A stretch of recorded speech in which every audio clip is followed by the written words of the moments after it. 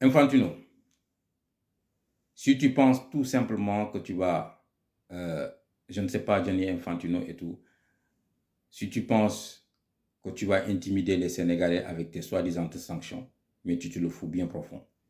On a vu l'Argentine sortir en plein match. On a vu l'Argentine sortir en plein match. Le Sénégal a subi une injustice, il devait sortir du match. Et l'intégrité physique des joueurs sénégalais était en danger. Ok? On a vu notre deuxième gardien se faire agresser. Le gardien titulaire être agressé en plein match. On le déconcentre à chaque fois qu'il pose sa serviette. En plein match. Toi, tu n'as pas sanctionné, tu n'as pas parlé de sanctions contre le Maroc ou contre l'organisation marocaine, mais tu parles de sanctions contre le Sénégal. Mais pour qui tu nous prends? Tu penses que le Sénégal, c'est un pays, c'est un peuple qui se laisse faire.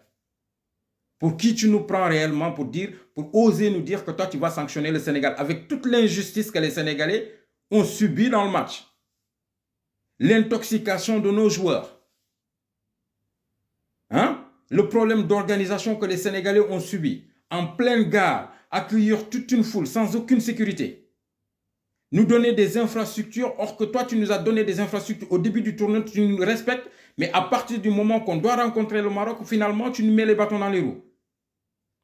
Si tu es quelqu'un de juste, tu allais dénoncer cela. Mais c'est parce que tu es un fourbe. Déjà, tu nous as montré. Les images parlent d'elles-mêmes. Hein. Tu nous as tous montré. Le monde entier a vu ça, que tu étais contre le Sénégal. Quand Brahim Diaz a raté le penalty, tu étais le plus dégoûté du monde. Parce que tu voulais qu'il marque et que le Sénégal s'arrête là-bas. Parce que tu as un pacte avec le Maroc, avec les dirigeants marocains. Je suis persuadé de cela. Tu as organisé ce tournoi pour que le Maroc gagne.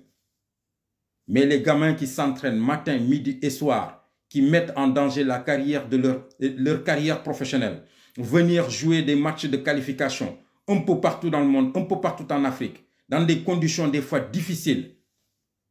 Ils mettent en danger leur propre carrière. Ils s'entraînent pour être à ce niveau-là. Ils jouent des matchs de qualification jusqu'à arriver en finale. Et tu leur demandes aujourd'hui de lever le pied et d'accepter l'injustice, sous prétexte qu'il y a des textes qui ont écrit.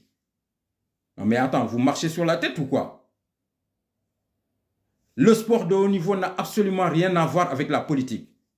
Si tu veux faire de la politique, Infantino, va te présenter dans ton pays, va faire autre chose. Mais laisse le football en dehors de la politique. Et en plus, tu as terni l'image du Maroc et des Marocains. Parce que le Maroc est allé jusqu'en demi-finale de Coupe du Monde, ils n'avaient pas besoin d'être aidés par les arbitres ou par la CAF pour gagner le tournoi.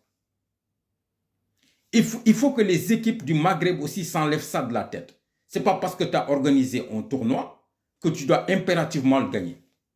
Si tu n'es pas bon sur le terrain, ne demande pas à être aidé par des arbitres.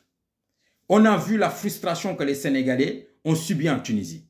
La Tunisie était largement avantagée par les arbitres. Et depuis lors, la Tunisie n'a pas mis un pied devant l'autre. On a vu la frustration que les Sénégalais ont eue avec l'Égypte. Les Égyptiens ont été largement aidés par les arbitres. Aujourd'hui, on voit entre l'Égypte et le Sénégal ce que ça donne. On a vu cette frustration avec le Maroc, où 4 ou 5 équipes se sont plaintes des arbitres. Et vous voulez nous dire que c'est le Sénégal qui est fautif malgré tout. Vous nous prenez pour qui? Vous pensez que vous allez nous intimider avec ça? Sanctionnez Milan si vous voulez. Sanctionnez 50 000 joueurs sénégalais. Nous sommes fiers de nos joueurs. Nous sommes fiers de notre sélectionneur. Il a défendu les couleurs du Sénégal et du continent noir africain. C'est ça le plus important. Il a défendu même les couleurs du continent africain dans sa globalité pour n'exclure personne. Nous sommes fiers de nous. Hein? Nous sommes fiers des Sénégalais. Et si tu penses une seule seconde, Infantino, que tu vas intimider les Sénégalais, tu te trompes largement. Et tous les Africains, s'il vous plaît, il faut qu'on tague le président de la CAF. Il faut qu'on réclame tous unanimement la démission du président de la CAF. La seule personne, et il faut d'ailleurs qu'il insiste là-dessus, qu'on insiste là-dessus, la seule personne qui est capable aujourd'hui de diriger la CAF, il peut s'appeler Samuel Eto'o. Sincèrement, il faut qu'on laisse les anciens footballeurs diriger le football. Pas des businessmen et des politiciens pour venir diriger le football. Le sport ne doit pas être dirigé par un politique ou quelqu'un qui ne l'a pas pratiqué. Très sincèrement.